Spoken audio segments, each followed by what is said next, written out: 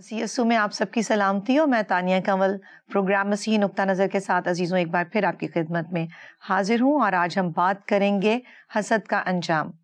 اور ہمارے بزرگ پاسٹر ہمارے ساتھ موجود ہیں. Pastor welcome to the programme. Thank you. کیسی طبیعت ہے پاسٹر آپ کی؟ میں ٹھیک ہوں بالکل. اور پاسٹر میں آج آپ سے ضرور یہ سیکھنا چاہوں گی، اور ہم سب مل کر آپ سے سیکھیں گے کہ حسد جو ہے وہ بڑی بری چیز ہے اور کسی میں بھی آ سکتا ہے. لیکن فی الحال جو ہے آج ہم گنتی کا میں جو ہے وہ ٹیکسٹ آپ سے شیئر کروں گی. گنتی 12 باب اور اس کی پہلی جو 10 آیات ہیں، اس میں ہم دیکھتے ہیں کہ جو مریم اور ہارون ہیں جو کہ موسیٰ کے بہن اور بھائی ہیں، یہ کیا کرتے ہیں، یہ موسیٰ سے بدگمان ہوتے ہیں. اور جب یہ بدگمان ہوتے ہیں تو دیکھیں، بدگمان انسان تب ہوتا ہے جب اس کے پوٹینشلز کم ہو، یعنی وہ کسی سے کچھ کم ہو تو وہ کہتا ہے کہ چلو یہ اس کے پاس کچھ زیادہ ہی سمجھ و عقل ہے، یا میں ہی اس سے کم ہوں.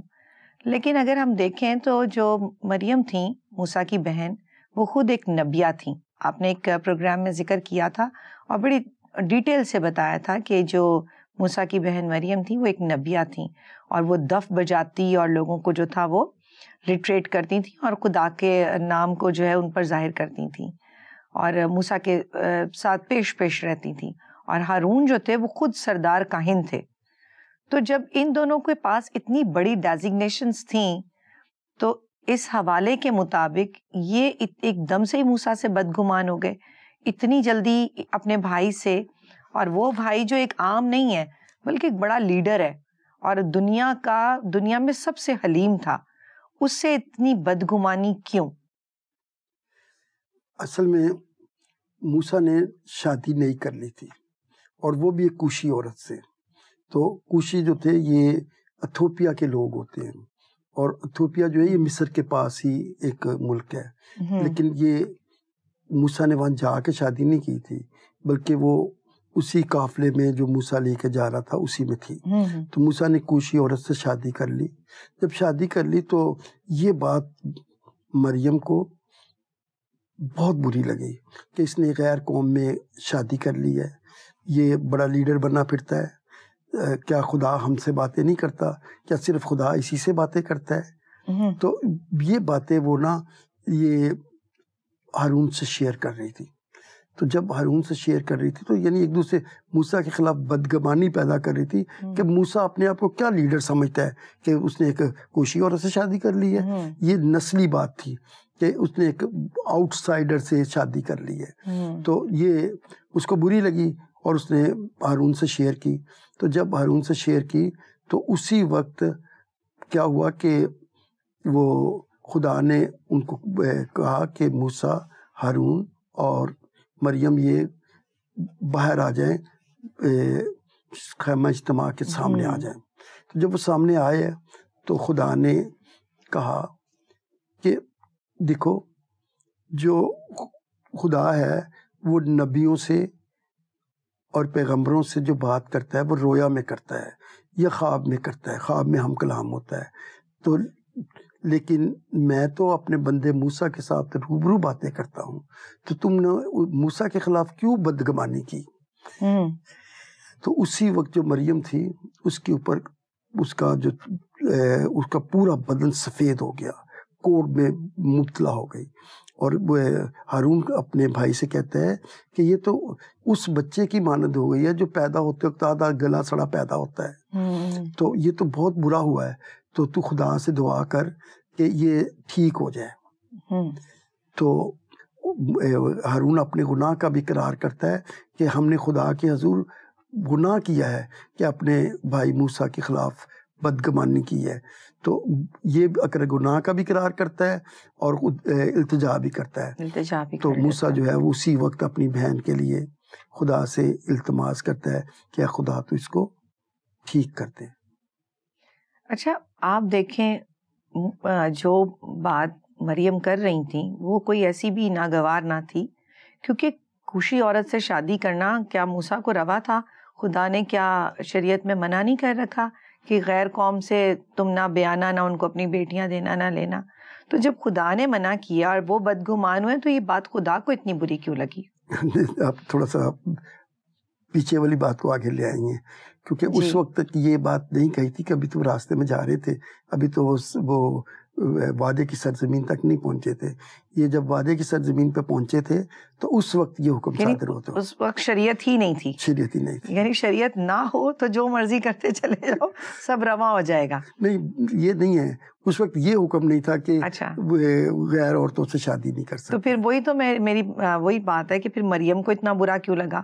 اگر کری لی تھی یا وہ بس چاہتی تھی کہ یہ کسی یہودی عورت سے ہی شادی کرے، ایسا مریم کا کوئی انسینٹیو تھا؟ مطلب اتنی بدگمان ہو گئی. دو باتیں ہو سکتی ہیں کہ ایک تو یہ ہے کہ مریم سے مشورہ نہیں کیا ہوگا.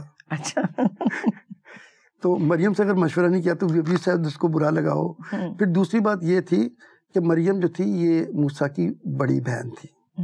آپ کو پتہ ہے کہ جب موسیٰ کو وہ ٹوکری میں ڈال کر وہ دریا میں بہتا ہوا جا رہا تھا تو مریم جو تھی وہ بھاگی دیکھ رہی تھی، ساتھ جا رہی تھی. تو اس کا مطلب ہے وہ موسیٰ سے کافی بڑی بہن تھی، اور ہارون بھی بڑا بھائی تھا. تو اس کو ایک بڑے ہونے کا بھی وہ اپنے مرتبے کا بھی خیال تھا. پھر وہ نبیہ بھی تھیں، اور پھر خدا بھی ان سے ہم کلام ہوتا تھا. تو یہ ساری باتیں تھی. تو وہ کہتی ہے کہ کیا موسیٰ ہی ایسا ہے کہ جس سے خدا باتیں کرتا ہم سے نہیں کرتا؟ تو موسیٰ اپنے آپ کو کیوں بڑا سمجھتا ہے؟ تو یہ بات خدا کو بری لگی. اچھا، مریم کا اترانا کچھ غلط نہ تھا. وہ دیکھیں نبیہ بھی تھی، اور پھر اتنے سارے اس کے پاس عہدے تھے، موسیٰ کی بڑی بہن تھی، اور سزا بھی ملی. تو مریم کو 7 دن کے لیے سزا ملی تھی. آگے جب ریفرنس پڑھتے ہیں تو اس میں لکھا ہوا ہے کہ 7 دن کے لیے وہ اس حالت میں رہی تھی کوڑ میں، جبکہ موسیٰ نے ان کے لیے دعا کی تھی کہ خداوند تو میری بہن کو ٹھیک کر دے. خدا نے کچھ اور بھی کہا تھا. خدا نے کہا تھا کہ اگر یہ اپنے باپ کا گناہ کرتی، اپنی باپ کی غلطی کرتی، اور اپنا باپ اس پہ تھوک ہی دیتا اس کے منہ پر، تو کیا یہ 7 دن تک شرمندہ نہ رہتی؟ تو ایک خدا کے سامنے اس کے بندے کی لیے بدگمانی کیا جو سب سے حلیم ہے، تو اس کے لیے اتنی بدگمانی یہ پھیلا رہی ہے. تو اب تو اس کو 7 دن بھوتنے پڑیں گے. اچھا، تو یہ جو ہے وہ اتنا اتراتی تھی اپنے اس پہ، اس بات پر کہ میں جو ہوں نبیہ ہوں اور میرا بھائی موسیٰ، تو یہ اس کا اترانا کیوں تھا؟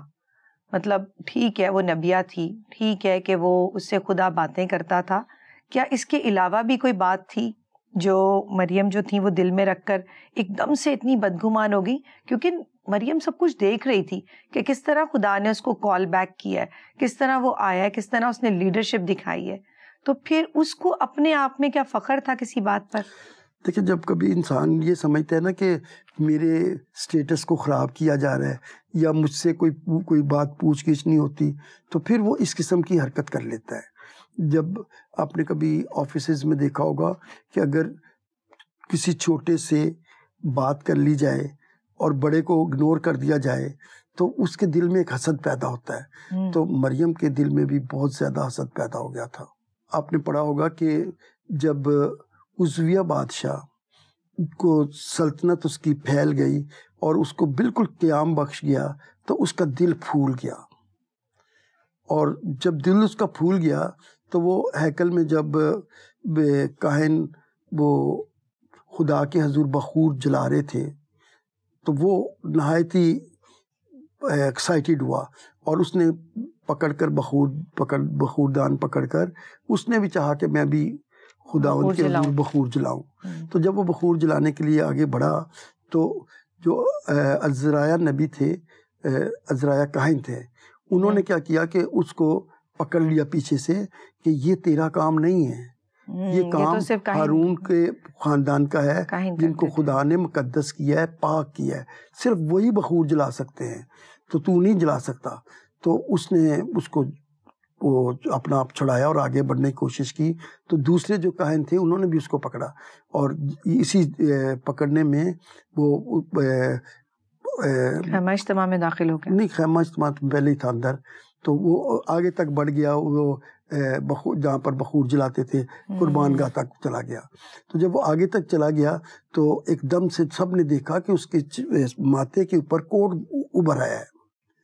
تو جب اس کے ماتھے پر کوڑ ابھر آیا تو سب نے کہا دیکھو اس کو کوڑ ہو گیا ہے. تو جب اس نے یہ دیکھا کہ مجھے کوڑ ہو گیا ہے تو وہ خود بھی باہر بھاگا، اور لوگوں نے، کیونکہ ہیکل میں کوڑی کا جو تھا وہ رکنا جو ہے، خیمہ اجتماع میں کوڑی کا رکنا جو ہے، یہ بالکل خدا نے منع کیا تھا کہ کوئی کوڑی جو ہے وہ ہیکل میں خیمہ اجتماع میں داخل نہیں ہو سکتا. تو اس نے بھی پھر جلدی سے باہر جانے کی کوشش کی.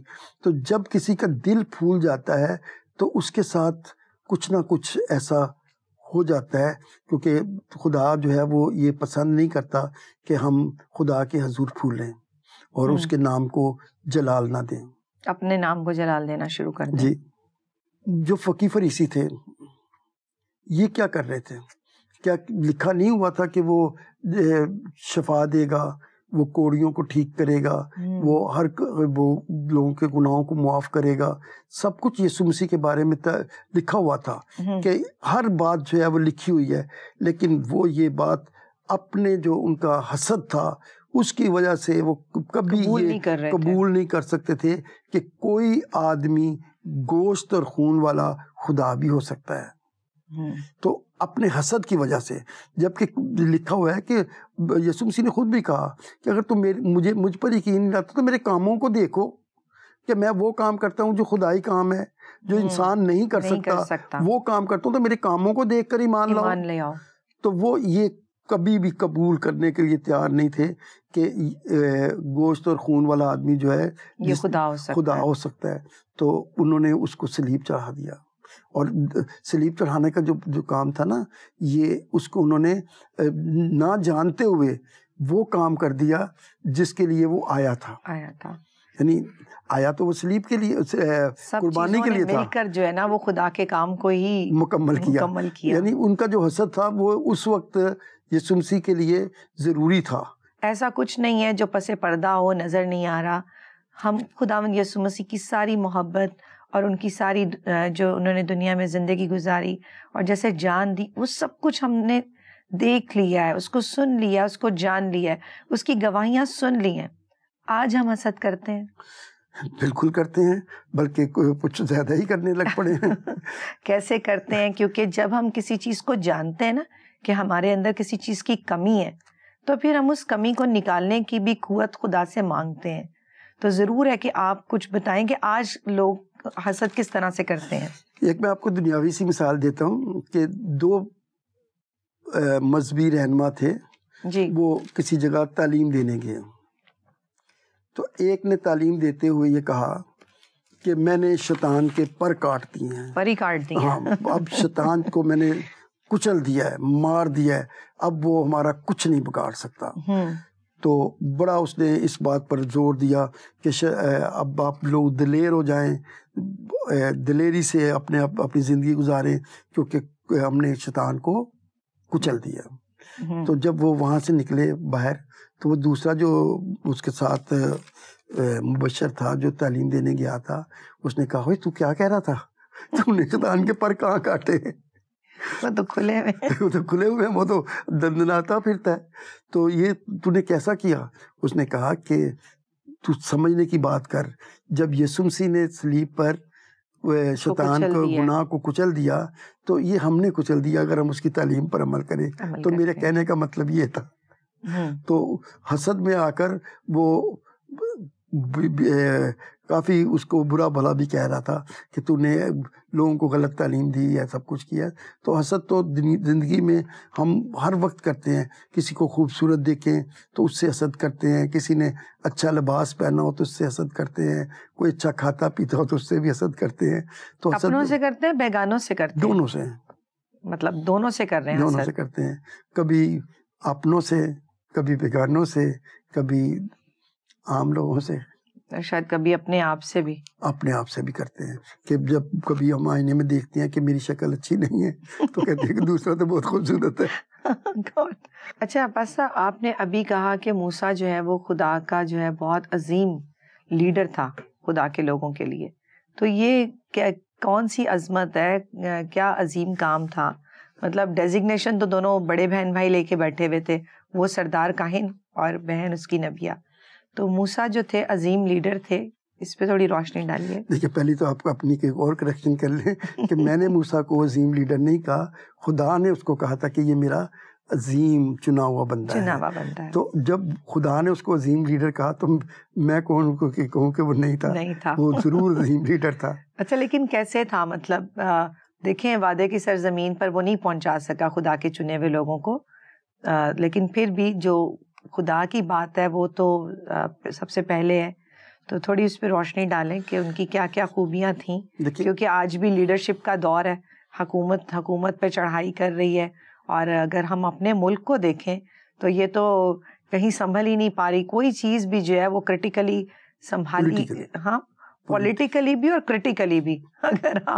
اگر بجٹ کو دیکھتے ہیں تو the things are going out of control, چیزیں پیسے اور ہر چیز آؤٹ آف کنٹرول ہے. آج کے اس دور میں لیڈرشپ کی تو بہت ضرورت ہے کہ لیڈرشپ اور بہترین لیڈرشپ ہو. تو ہم کیا موسیٰ سے کچھ سیکھ سکتے ہیں؟ دیکھیں ہم موسیٰ سے بہت کچھ سیکھ سکتے ہیں. جی. موسیٰ کو خدا نے کہا کہ تو میری قوم بنی اسرائیل کو اس وعدے کی سرزمین تک لے کے چل جو میں نے ان کو ان کے باپ دادا سے دینے کا وعدہ کیا تھا. تو موسیٰ جو تھا, یہ آپ کو پتہ ہے موسیٰ فرعون کے بچوں کے ساتھ اس کے گرون اپ ہوئے تھے وہیں پہ, اور وہیں سے اس نے تعلیم حاصل کی تھی. تو موسیٰ نہ صرف خدا کا چنا ہوا بندہ تھا, وہ دنیا میں اعلیٰ تعلیم کا بھی حامل تھا, کیونکہ وہ ان یونیورسٹیوں میں پڑھا تھا جو اس وقت کی سب سے بڑی یونیورسٹی تھی. تو جب اتنا وہ تعلیم یافتہ تھا تو وہ بہت باتیں جانتا تھا. وہ یہ جانتا تھا کہ یہ بہت بڑی قوم ہے جس کو میں بیابان سے لے کر خدا مجھے لے جانے کا کہہ رہا ہے, بیابان سے گزروں گا اور وہاں تک لے کے جاؤں گا. تو یہ بہت بڑا ٹاسک ہے. تو اس ٹاسک کو میں پورا نہیں کر سکتا. تو پورا کب کر سکتا ہوں؟ جب خدا میرے ساتھ چلے, جب دن رات خدا میرے ساتھ رہے. تو یہ بات جب اس نے خدا سے کہی کہ خداوند میں اس کام کو سر انجام اسی صورت میں دے سکتا ہوں کہ اگر تو مجھے ساتھ دے. تو اس نے کہا کہ میں تجھے موسیٰ نام بنام میں تیرے نام سے تجھے جانتا ہوں اور میں تیرے ساتھ دن اور رات چلوں گا. تو آپ کو پتہ ہے کہ خدا کیسے موسیٰ کے ساتھ چلا.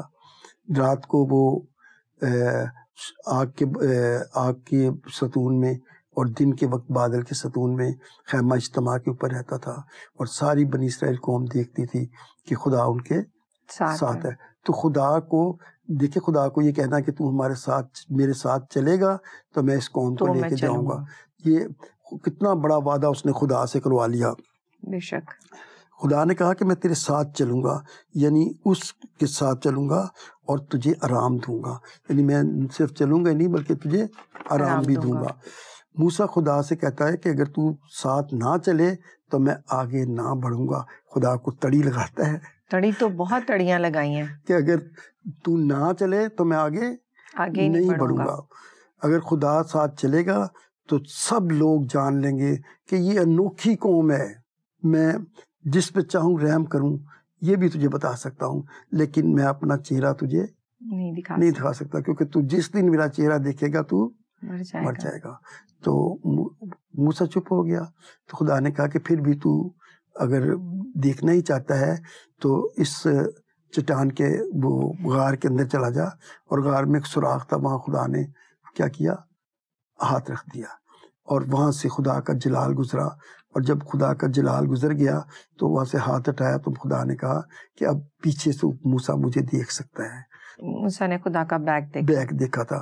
دیکھیں کئی دفعہ ہم کہتے ہیں کہ خدا جو ہے وہ زمین پہ نہیں آ سکتا. خدا تو کسی بھی فارم میں آ سکتا ہے. جو یہودی تھے نا, جو یہودی عالم تھے, وہ کہتے تھے کہ یہ اپنے آپ کو خدا بتاتا ہے. یسوع کو کہتے تھے کہ یہ اپنے آپ کو خدا کے برابر بتاتا ہے, جبکہ یہ انسان ہے. یہ کیا اس کا بیٹا نہیں ہے یوسف کا, اور اس کی بیٹیاں, اس کی بہنیں اور اس کے بھائیوں کو کیا ہم جانتے نہیں ہیں؟ اس کی بیٹیاں ہمارے یہاں بیائی نہیں, اس کی بہنیں ہمارے یہاں بیائی نہیں ہوئی. تو جب یہ وہ ساری باتیں کرتے تھے, کڑیاں ملاتے تھے, تو وہ یہ نہیں جانتے تھے کہ اگر خدا جو ہے وہ ہمارے درمیان آئے گا تو وہ اس فارم میں, جلالی فارم میں کبھی نہیں آ سکتا.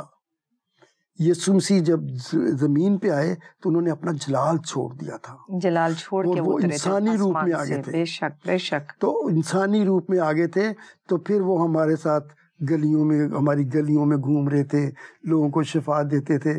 تو یہ بات جو تھے, یہ بات وہ نہیں سمجھتے تھے کہ وہ اپنا جلال چھوڑ کے آیا ہوا ہے, اور اب ہم خدا کو دیکھ سکتے ہیں. خدا کے لیے آسان تھا کہ اپنا جلال چھوڑ کے ہمیں بچانے آتا, لیکن انسان کے لیے یہ بات آج تک مشکل ہے کہ وہ یہ سمجھے کہ خدا اس قدر محبت رکھتا ہے کہ اپنا جلال چھوڑ کے وہ زمین پر اتر آیا, اس نے تجسم لے لیا. کتنی خوبصورت بات ہے. دیکھیں, آپ کو میں ایک بات بتاتا ہوں کہ خدا کو کوئی نہیں دیکھ سکتا.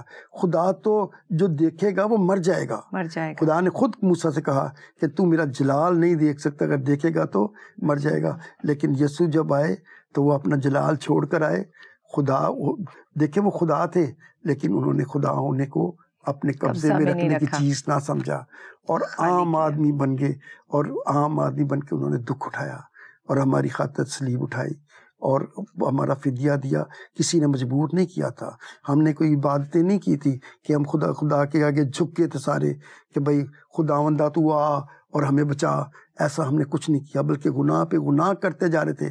لیکن اس کو وہ پیار کی وجہ سے ہمارے درمیان آیا, اور جب وہ ہمارے درمیان آیا تو ہم نے اس کا ایسا جلال دیکھا جیسے باپ کے اکلوتے کا.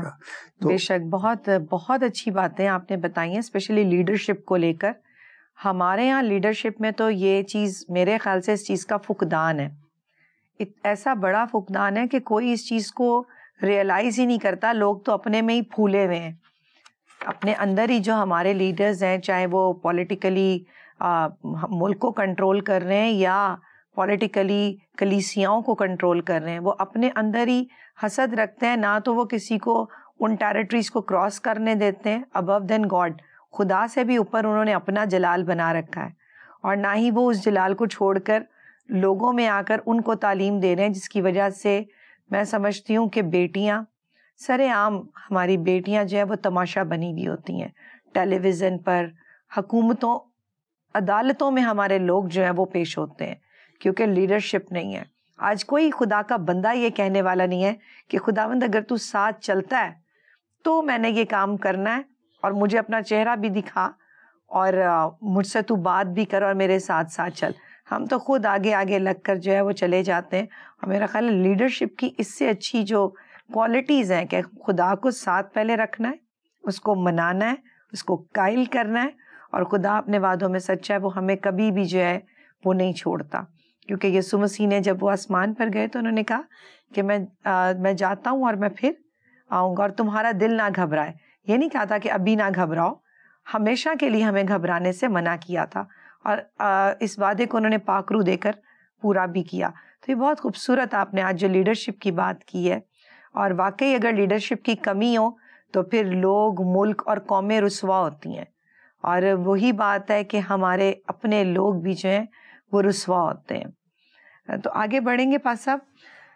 موسیٰ کو خدا جو ہے وہ دیانتدار کہتے ہیں, کہ میرا بندہ جو ہے بڑا دیانتدار ہے. تو کس چیز میں, ابھی تو آپ نے خود ایک ورڈ یوز کیا موسیٰ کے لیے, بڑا سویٹ تھا, کہ تڑیاں لگاتے تھے خدا کو کہ خدایا اگر تو نے یہ نہیں کیا, بلکہ ایک دفعہ تو وہ جو وہ ہے کہ اگر تو نے ان کو مارنا ہے تو میرا نام بھی کتاب حیات سے کاٹ دے. تو بڑی خوبصورت ان کی وہ بات رہتی تھی کہ خدا سے اتنی محبت, اور یہ سب محبت میں تو انسان کر سکتا ہے, غصے اور خفگی میں, اور اتنی ہمت نہیں ہے انسان میں کہ وہ خدا سے اس طرح پیش آئے. تو دیانتدار موسیٰ کس چیز میں تھے؟ دیکھیں, موسیٰ کو خدا نے ایک حکم دیا تھا کہ تو میری قوم بنی اسرائیل کو وعدے کی سرزمین تک لے کے چل. اور وہ جب وعدے کی سرزمین کی طرف آ رہا تھا تو اس نے کیا کیا, خدا اس کو جو حکم دیتا تھا وہ اس حکم کو بجا لاتا تھا. لوگ اس کے ساتھ سختی کرتے تھے, لوگ اس کو مارنے پڑتے تھے, لیکن وہ بڑی دیانتداری سے خدا کے حضور جاتا تھا اور پھر ان کے مسائل کو حل کرتا تھا. اور اس طریقے سے وہ ان کو ایک بہت بڑے مجمع کو, لکھا کہ ان کے دل بڑے سخت تھے, لیکن وہ ان سب کو لے کر وعدے کی سرزمین کی طرف موو کر رہا تھا. اس کے بعد یسوع مسیح آئے.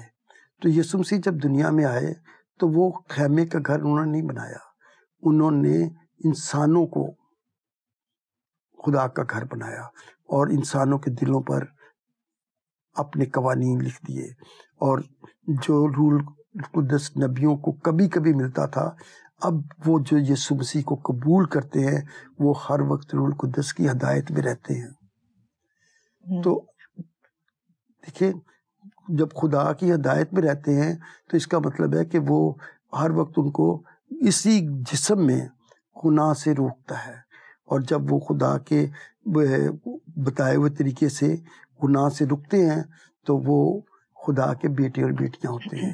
جی۔ تو اس طریقے سے خدا نے موسیٰ نے خیمے کا گھر بنایا، لیکن یسوع مسیح نے خدمت کی، اور یسوع مسیح نے انسانوں کو خدا کا ازلی خیمہ جو تھا، ازلی خیمہ تو جدا ہو گیا تھا نا، باغ عدن میں ہی لکھا ہے کہ ازلی روح جو تھا، مرے تو نہیں تھے ہم باغ عدن میں، لیکن ازلی روح جو تھا وہ ہم سے جدا ہو گیا تھا، جس کی وجہ سے انسان نے اپنی حالت دیکھ کے کہا تھا، آدم نے کہا تھا کہ میں ننگا ہوں، میں تجھ سے اس لیے چھپا کیونکہ میں ننگا ہوں۔ تو پھر وہ خدا کے ساتھ سکونت نہیں اختیار کر سکتا تھا نا، تو جب یسوع مسیح نے انسانوں کو خدا کا گھر بنایا تو پھر ہم اس کے ساتھ اب سکونت کر سکتے ہیں، ہم خدا کے ساتھ رہ سکتے ہیں۔ داؤد نبی زبور 141 کی 3 اور 4 آیت میں کہتے ہیں کہ تو میرے منہ کی نگہبانی کر، اپنے فرشتے میرے منہ پہ بٹھا دے تاکہ میرے منہ سے غلط بات نہ نکلے اور میں بری محفل میں یا بری مجلس میں نہ جاؤں۔ اب جب بری باتیں تو ہم بری مجلس سے ہی سیکھتے ہیں نا، تو داؤد کہتا ہے کیونکہ وہ اس نے مانگا، لیکن یسوع مسیح نے ہمیں یہ دے دیا۔ تو جب یسوع مسیح نے ہمیں یہ دے دیا تو آج ہم کیوں کہہ سکتے ہیں کہ جسم میں ہم سے گناہ ہوتا ہے؟ جسم سے گناہ نہیں ہوتا اگر ہم روح القدس کی ہدایت میں چلتے ہیں۔ آمین۔ بے شک، آمین۔ بہت بہت شکریہ باز صاحب یہ بتانے کا کہ اگر ہم حسد کریں گے تو اس کا کیا انجام ہوگا۔ ساری خوبصورت باتوں کے لیے بہت بہت شکریہ۔ عزیزوں، حسد کا انجام، ہم تو ہر بات میں حسد کرتے ہیں، ہم تو کبھی خدا کی بخشش پر بھروسہ نہیں کرتے۔ اگر پیسہ زیادہ آ جائے، تعلیم زیادہ آ جائے، یا دوسروں سے بہتر دکھیں، یا دوسروں سے زیادہ بہتر چیزوں کے خدا ہمیں مالک بنا دے، تو وہیں ہم پھولنا شروع کرتے ہیں، وہیں ہم دوسروں کے ساتھ اپنا لب و لہجہ بدل لیتے ہیں۔ کتنی خوبصورت بات ہم نے سیکھی کہ داؤد نبی کہتے ہیں کہ خداوند میرے منہ کی تو رکھوالی کر۔ کیا آج پاکرو ہمارے منہ کی رکھوالی نہیں کر رہا؟ جو ہم نے مانگا کیا ہم نے اپنے خداوند سے نہیں پایا؟ اور اگر ہم پا چکے ہیں تو پھر اس کی شکر گزاری کرنے والے ہوں، اور ہمارا دل اور ہماری زبان اس کی شکر گزاری کرے، اور ایسا نہ ہو کہ ایک ہی چشمے سے کھارا اور میٹھا دونوں پانی بہتے رہیں، کیونکہ ایک چشمہ ایک ہی جیسا پانی بہا سکتا ہے۔ اپنا خیال رکھیے گا، پروگرام دیکھتے رہیے مسیحی نقطہ نظر۔ خدا حافظ۔